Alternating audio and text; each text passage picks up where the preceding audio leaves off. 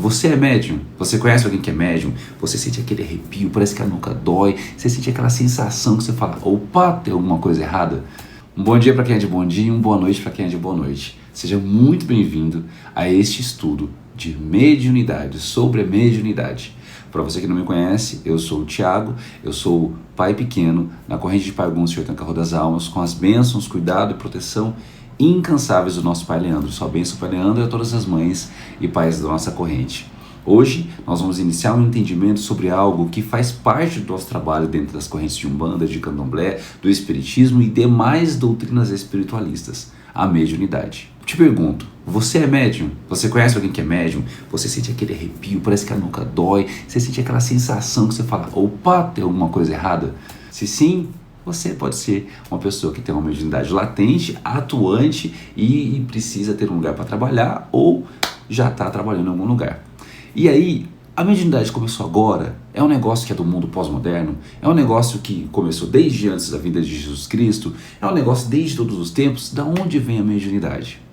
A mediunidade, para entender, nós vamos fazer um caminho histórico até chegar nos tempos de hoje, tudo bem? A palavra mediunidade, ela vem da palavra medium, do latim. Ela significa meio intermediário, aquilo que está entre duas partes. A palavra mediunidade a gente vai dividir em duas partes. Então a palavra idade, ela indica uma qualidade ou um estado de algo. Por exemplo, felicidade, bondade, irritabilidade. E aí, quando a gente junta médium com idade, mediunidade, ela é o quê? A qualidade ou condição de ser médium, de intermediar. A mediunidade ela não começou agora. A mediunidade tem registros em todas as eras, muitas vezes que foram interpretados como milagres, como magia, magia negra, feitiçaria, porque não tinha uma compreensão das leis espirituais que envolviam. A gente vai pensar que a mediunidade está lá atrás também, no começo da religião hindu, no hinduísmo védico, que há 1500 anos já mencionavam a presença dos espíritos dos antepassados acompanhando os sacerdotes em rituais fúnebres. Eles faziam oferendas ao fogo, o Agni, como eles diziam. E aí, esse movimento de fazer essa oferenda, eles sentiam a presença desses espíritos antepassados. Então, a gente remonta e estuda que na Índia Antiga, por exemplo, os faquires, os yogas treinavam fenômenos como levitação, estado de transe, êxtase, sonambulismo, para contatar espíritos chamados píteres, que eram os espíritos ancestrais. Já no Egito Antigo, os sacerdotes magos realizavam invocações de mortos e eram muito famosos por esses feitos extraordinários, incluindo curas, hipnoses, clarividência. Essa influência era tão grande, gente, que Moisés chegou a proibir, o povo hebreu de interrogar os mortos. Isso está lá em Deuteronômio, na Bíblia.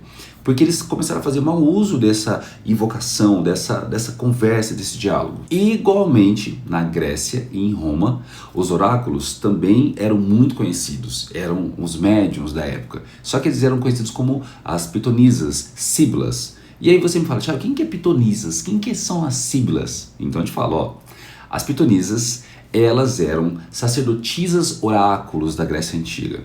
Elas eram mulheres escolhidas para transmitir as mensagens dos deuses em estado de transe. Uma delas se tornou muito famosa, que foi a Pítia. Ela foi uma sacerdotisa do templo de Apolo em Delfos. O nome pitonisa vem de Piton, a serpente mística que guardava o local sagrado, sabe? Onde era depois que foi construído o templo de Delfos. O deus Apolo, matou essa serpente e o lugar passou a ser um centro de espiritualidade, de consulta aos deuses. E aí, o que as pitonisas faziam? Elas entravam em transe profundo, gente.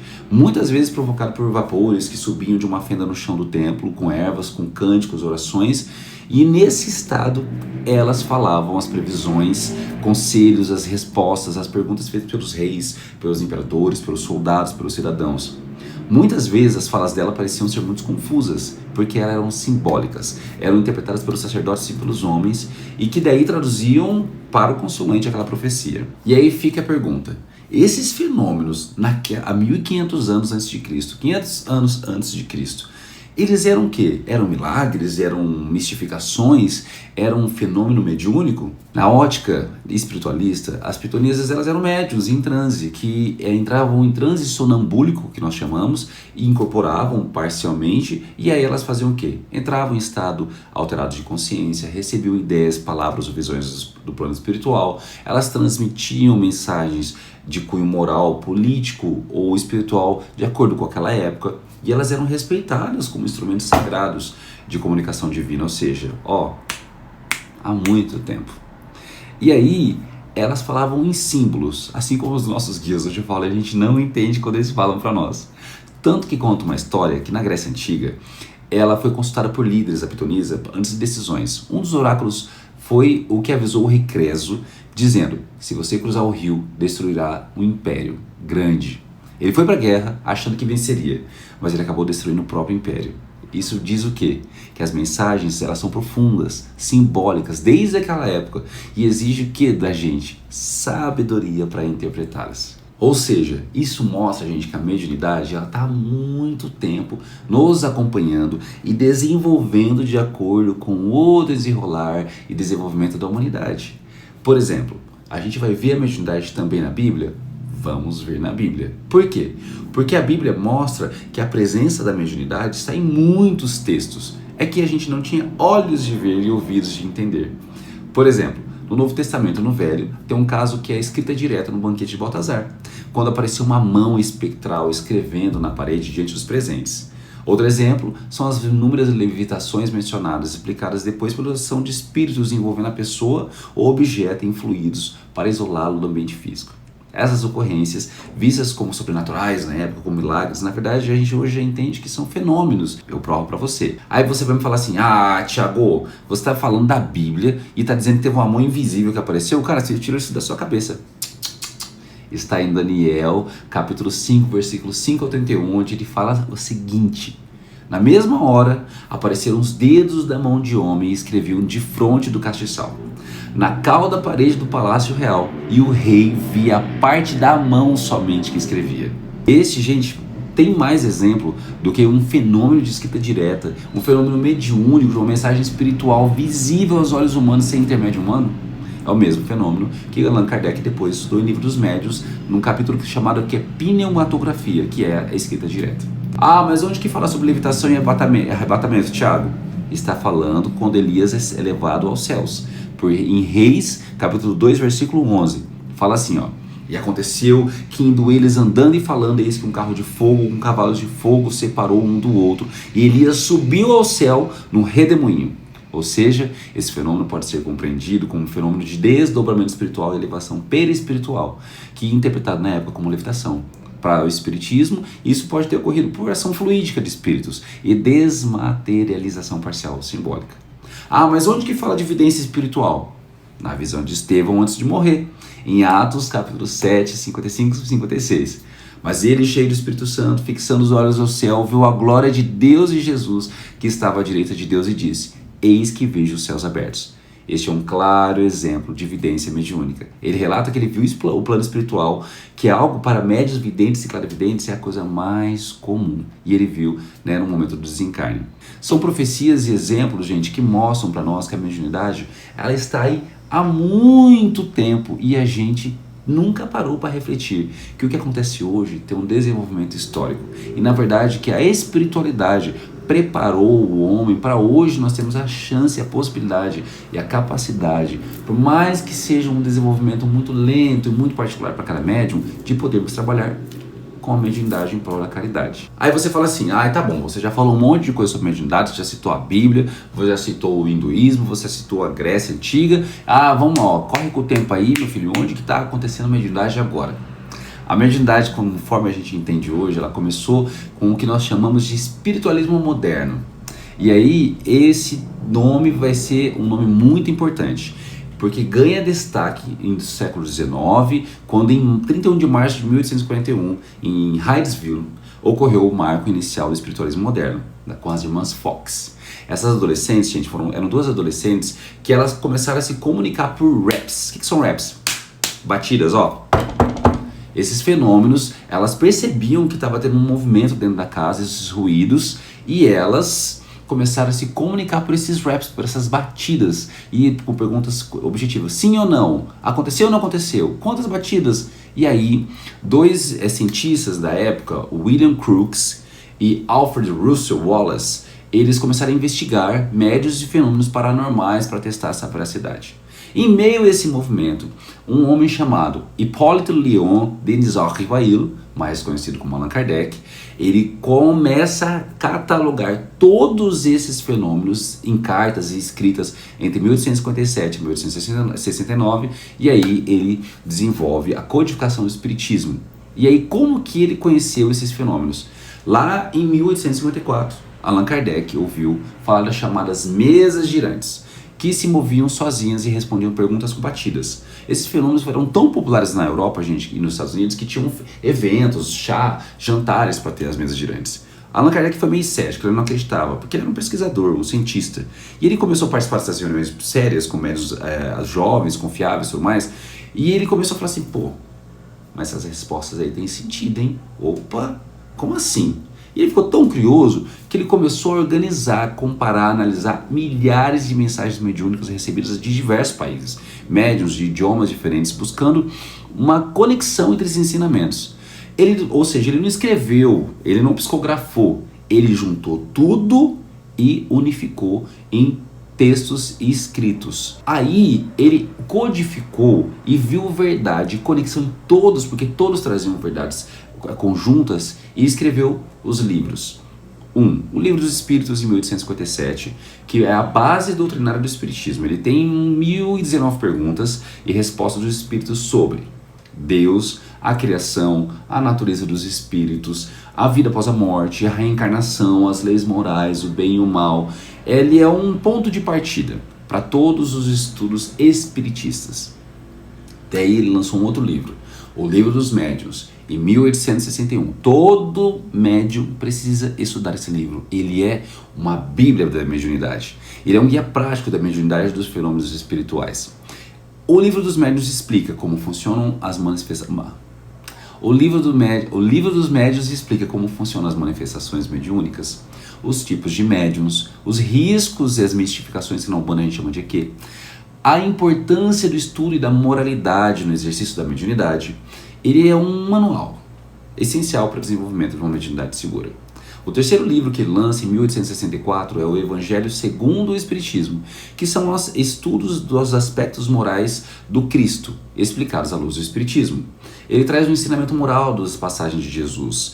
Ele foca na reforma íntima, no perdão, na caridade, na humildade, no amor, na empatia, na benevolência, e mostra que o verdadeiro cristão, o espírito cristão, está acima de qualquer religião. Em 1865, ele lança o Céu e o Inferno. Ele é uma análise mais esmiuçada da justiça divina segundo o Espiritismo. Ele divide-se em duas partes. A primeira parte é a doutrina sobre pena, sobre o juízo final, o céu e o inferno, anjos e demônios. Ele explica isso na visão espírita. E a parte 2 são depoimentos reais de espíritos em condições muito diferentes. Espíritos felizes, espíritos sofredores, espíritos suicidas, espíritos endurecidos. E ele mostra, por meio dessas comunicações, o estado após a morte e reflete sobre as nossas escolhas e sobre nossa conduta moral. Vale muito a leitura, viu, gente? E em 1868 ele lança a Gênese. É um dos livros mais complexos, ao meu ver. Ele explica espiritualmente a criação, os milagres e as profecias. Traz uma visão espiritual da ciência, fala sobre Deus, a criação do universo, o papel dos espíritos, os milagres de Jesus e as profecias. Ele mostra como espiritismo e ciência caminham juntas e prova os fenômenos que a gente conhece como milagres, como algo que na verdade explica-se através do entendimento espiritual. Ele lançou outros livros, como a Revue Spirite, que é a revista espírita, e depois que ele morreu foram lançados alguns trabalhos. O mais conhecido é Obras Póstumas.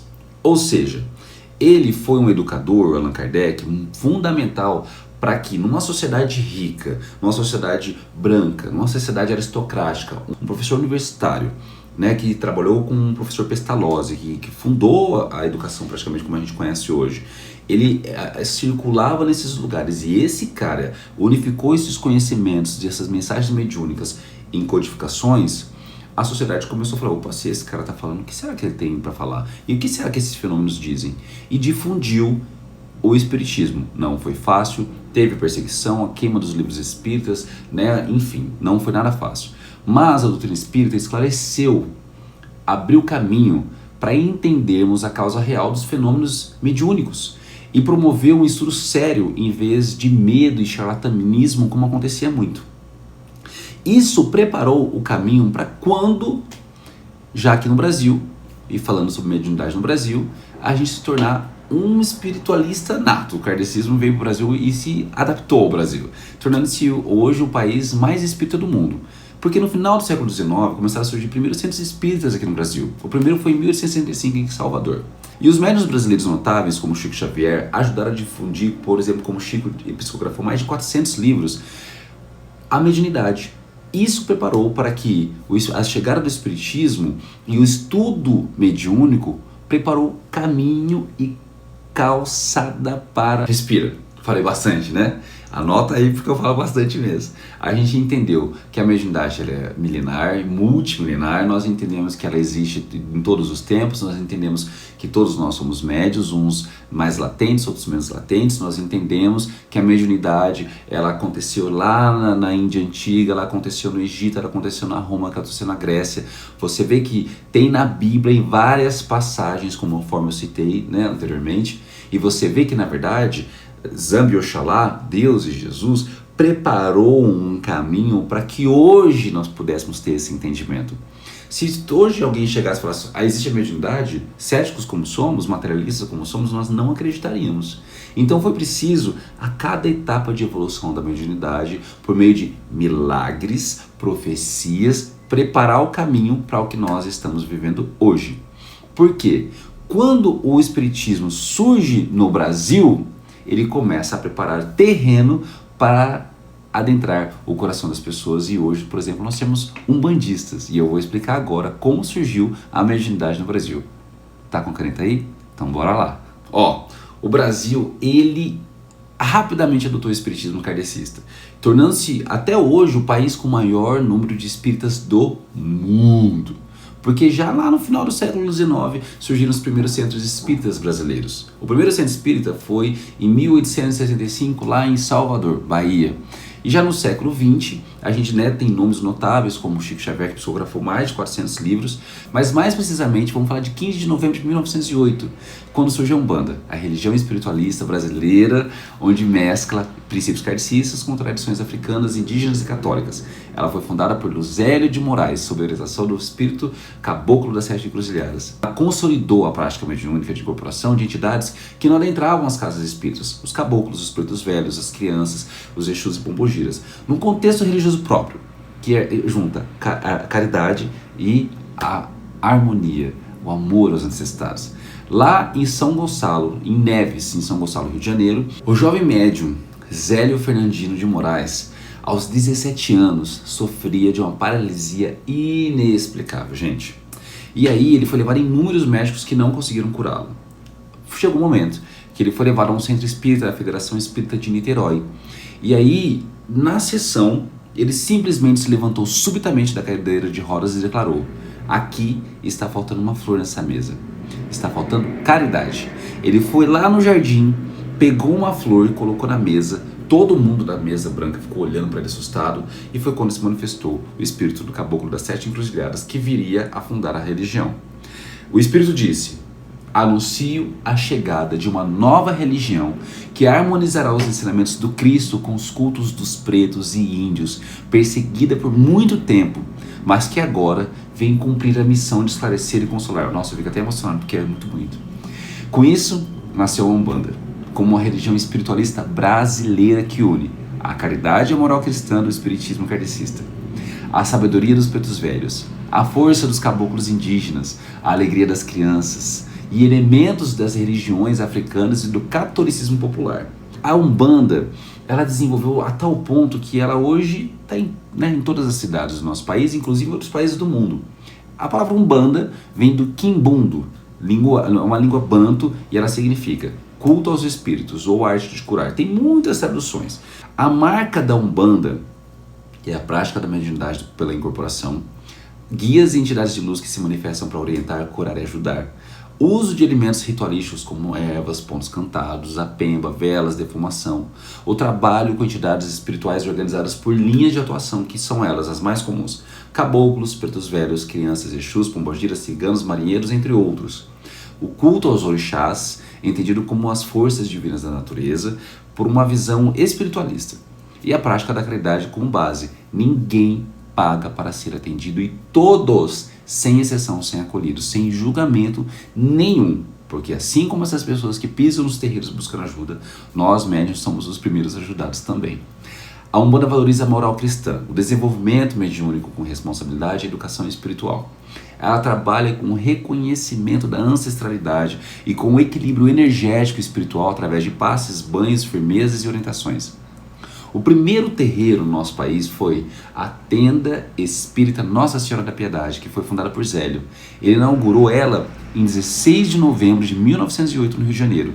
O Zélio comandava os trabalhos com o Caboclo das Sete Cruzilhadas e o Pai Antônio. E aí a gente conclui que a Umbanda, ela nasceu em 1908 pela manifestação do Caboclo das Sete Encruzilhadas por meio do jovem Zélio de Moraes. Ela surgiu como uma religião de amor, de acolhimento e espiritualidade brasileira. Ela une a sabedoria dos espíritos ancestrais, dos orixás, com ensinamentos que nós brasileiros aprendemos do Cristo. Ela é uma religião que cura, que ensina, que acolhe e transforma, principalmente os médiuns, de graça, com fé, com caridade. Hoje são milhões de pessoas que praticam a mediunidade, tanto em centros espíritas como em terreiros de Umbanda, de Candomblé, de Quimbanda. São mais ou menos mais de 12 mil centros espíritas no Brasil, milhões de pessoas que se declaram espiritualistas. Essas pessoas, muitos ainda não se declaram como umbandistas, como quimbandeiros, como candomblesistas, entre outras expressões da mediunidade em religiões de matriz afro. Mas o mais importante é a gente entender que a mediunidade está cada vez mais ativa. Ela passa a ser estudada nas faculdades, nos grupos espíritas, nos filmes, na cultura como um todo. O nosso país cada vez mais assume a sua ancestralidade. Isso fica claro para nós que chegou o momento da gente também entender o fenômeno mediúnico para que a gente possa entender de que maneira a gente pode trabalhar essa mediunidade em prol dos necessitados. Ser médium nada mais é do que ser um intermediário do plano espiritual, dos nossos orixás, dos nossos guias, para ajudar aqueles que batem na porta das nossas casas de axé pedindo socorro, amparo, ajuda. O médium que estuda e compreende a sua própria mediunidade começa também a entender de que forma pode tornar-se um enfermeiro de almas com segurança, com fé, com verdade, com humildade. Quanto mais a gente compreende, mais a gente se liberta da ignorância. Quando a gente se liberta da ignorância, a gente permite que os nossos guias tenham em nossas palavras, em nossos pensamentos, um canal fluido e seguro de axé. Porque lembrem-se, ao colocar a mão no ori de uma pessoa, na cabeça de uma pessoa, ali estamos lidando com uma pessoa que pode estar com ideações suicidas, estamos lidando com uma pessoa que está com depressão profunda, estamos lidando com uma pessoa que sofreu um adultério, uma pessoa que está com problema de autoestima, uma pessoa que está com problema financeiro por conta do desemprego, órfãos, enfim, tantas lutas mentais, morais, existenciais, que colocar a mão na cabeça de uma pessoa é de uma responsabilidade enorme. Precisa sim desse nosso aprendizado, desse nosso entendimento, para que cada vez mais a gente possa cumprir com a nossa missão com responsabilidade, fé e verdade sempre. Espero que você tenha gostado desse vídeo. Deixe aqui nos comentários as suas perguntas e deixe que esse axé espalhe também na vida de outras pessoas que queiram entender sobre mediunidade. E no próximo vídeo nós vamos começar a entrar sobre o que é mediunidade e os tipos de mediunidade, tá bom? Forte abraço, um axé maravilhoso na sua vida e que Oxalá proteja vocês todos, na força do nosso Pai Ogum e de todos os Exus Pombogiras. Axé.